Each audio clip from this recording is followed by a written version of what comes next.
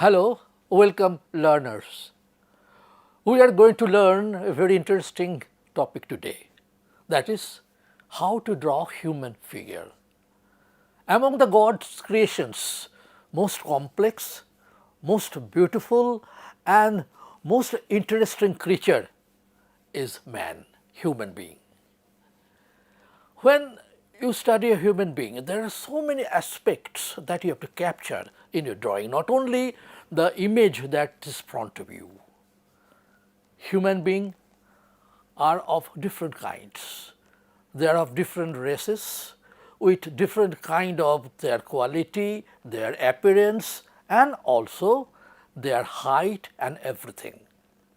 The racial difference is another thing. If you go to Africa, you will find a different kind of human being. You go to Europe, then again different. And in our country itself, there is so many type of human appearance. In Punjab, in Kerala, in East India, you will find a lot of differences in physical features, facial expressions and everything. As a learner, the first thing you have to know the proportion of the human figure. When you are watching a human figure, look at the different kind of proportion. The proportion between the head, neck, chest or we call torso, leg and other thing. These are only the practical aspect of human figure, but there are more things there. Now, the difference of ages. When you are studying a small child, that will be different because the proportion in this case head will be bigger than the torso, legs and arms will be smaller. Then gradually when man or woman grows, ages from infancy to childrenhood, then adulthood, then senior citizen, then very senior citizen. And these are the grades of changes you will find in human figure and you have to capture that. And to capture this, the only way is sketching. You do lot of sketches. You ask your friends, your family members to give you pose as a model and you study that. Apart from that, whenever you are going out of your home, always keep a sketchbook with you. Any interesting figure, interesting human being or character you see, you do the sketches. This is one aspect of human figure drawing. Then next important thing is expression.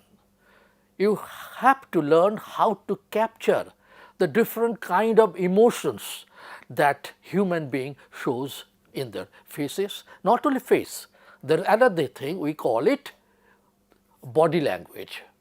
Suppose you are painting a composition in which there is a maid servant and the housewife.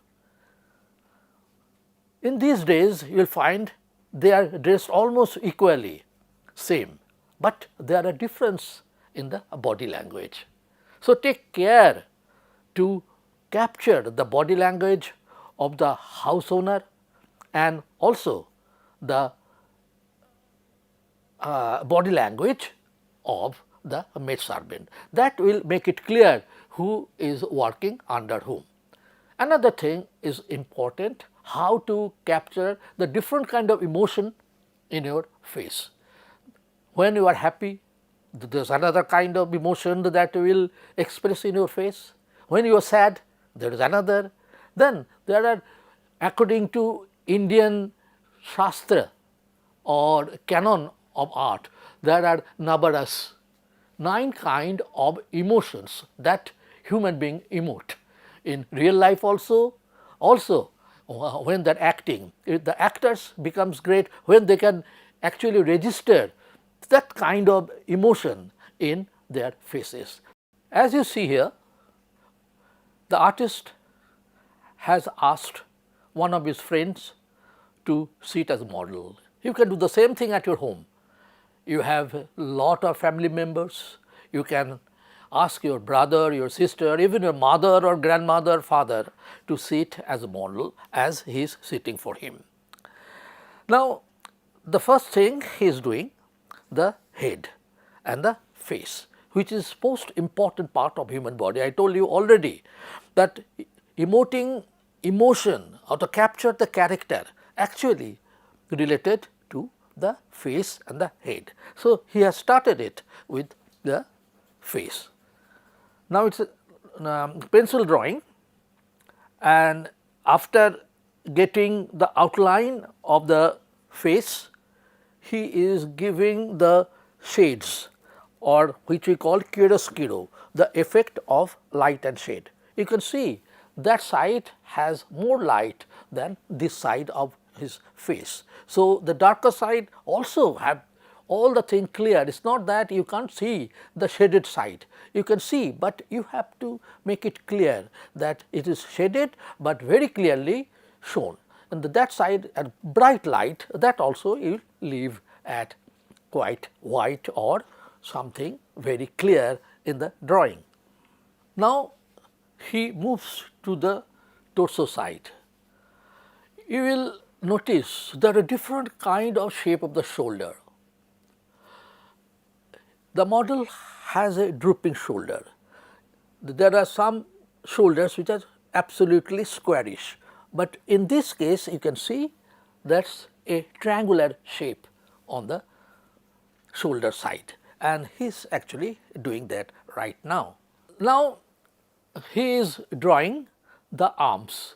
Most interesting part of the arms is this muscle you can see here. So, you can just make an oval shape of that, and then another oval shape is here, and then is a long arm with a strong bone from here to here. So, when you are drawing this, always remember human figure or all figures, almost not only human figure, but particularly human figure has different kind of softness and hardness in their limbs. Especially the male arms are very strong and they mostly have muscles. So, you take care to show this muscle, as here you can see this is the oval muscle first he has done, and then he will continue it with the line to get the thing. Another interesting thing now he is doing, that is foreshortening. Now, you can see this rod. Now, you can see whole of the rod, isn't it? But when we turn it like this, it is no more that long in appearance, it becomes shorter. This is called foreshortening, and the same thing happening when he is drawing this part or the lower part of the arm that is coming in front of him. So, it looks shorter than as it really is. Same thing about here also, it is also protruding towards him. So, it is foreshortened. You have to take care, because here no more the real length of the things you can use, it will be foreshortened. As you can see, this is smaller than this, though I have told at the beginning the size of the upper arm and the lower arm same, but here due to foreshortening it appears to be smaller than the upper arm. That is the most interesting thing that you must know, and when you are drawing a human figure, take care of that thing. Now, handling the hand, that is also very important thing for an artist. Do not go straight away to draw it. First you make block, as you see he has done this block of the upper part of the hand, and then another block of the fingers in the lower part, and then he has divided 4 fingers there and added the thumb in one side of the hand. Same thing he has used here. There are few things which one learner can face a little difficulty, that is the length of the legs and its proportion with the feet of both the legs. One leg you can see is almost horizontal with the floor. So, here it is a little diagonal, but almost, and another is vertical in form. So, the cross leg which is actually settling on the vertical leg and horizontal leg on the top, that has to be captured in the same way. But the problem you will face again of foreshortening with the foot of the upper leg. You can see here. So, here the size of the foot will be shortened, while this is almost from the top he is seeing, so there will be no problem to draw this. So, very carefully you notice how he is handling to draw the foot, actually the left foot of the model. There are few ways to measure or the proportion of the human figure or anything. You cannot measure few things with your measuring tape. Now, you cannot measure the mountain, you cannot measure the tree, but there is the easiest way to measure all these things, including human figure, that is a small pencil. You are actually in art, we do not measure things like inches or feet. We do not see how long it is 10 feet or 4 feet or 5 inches. We just try to understand the proportion, how much difference there between the face, then the upper arm, then the lower arm. This thing you could measure through a pencil.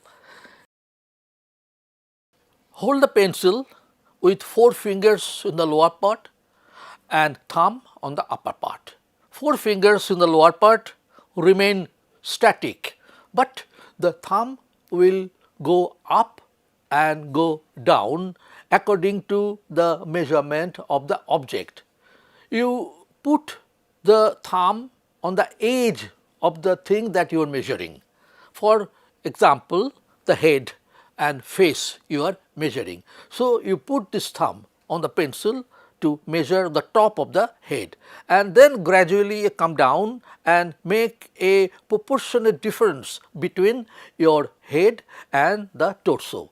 That means, it would be something like one portion of the head will be equal to 2.5 portion of the torso. So, this measurement is also very important, because different kind of people have different kind of measurement.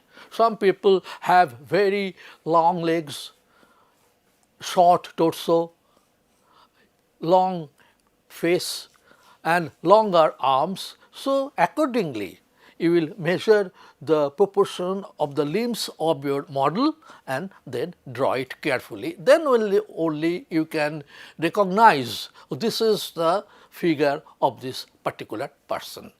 Now, a preliminary drawing is done.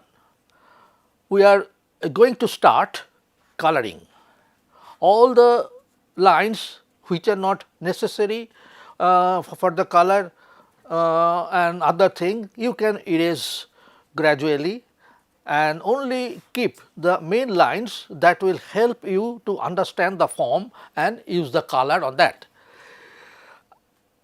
In this work, now you see the artist has erased all the unnecessary lines, and he is reinforcing the lines to make it clear, because sometime when you are using color, there is chance that it will cover with the colors. So, it will be difficult for you also to recognize where the lines were. So, it is better you darken the lines and leave it for the coloring in the next stage.